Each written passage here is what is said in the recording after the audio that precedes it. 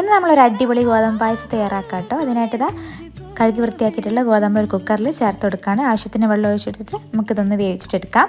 ഇനി ഇതിലേക്ക് തേങ്ങാപ്പാൽ ആവശ്യമാണ്. അതിനായിട്ട് ഞാനിതാ 1-ാം പാലും 2-ാം പാലൊക്കെ എടുക്കുകയാണ് കേട്ടോ.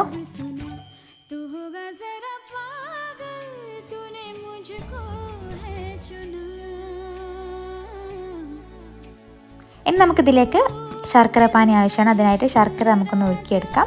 ഇപ്പോൾ നമ്മുടെ ഗോതമ്പ് വെന്ത് വന്നിട്ടുണ്ട്. അതിലേക്ക് നമ്മൾ 2-ാം പാൽ ചേർത്ത് കൊടുക്കാം. പിന്നെ നമുക്ക് ജീരകവും ചേർത്ത് കൊടുക്കാം. എന്നിട്ട് നന്നായിട്ടൊന്ന് വേവിച്ചിട്ടെടുക്കാം കേട്ടോ. അതിലേക്ക് നമുക്ക് ശർക്കര പാനിയും കൂടി ഒഴിച്ചു കൊടുക്കാം.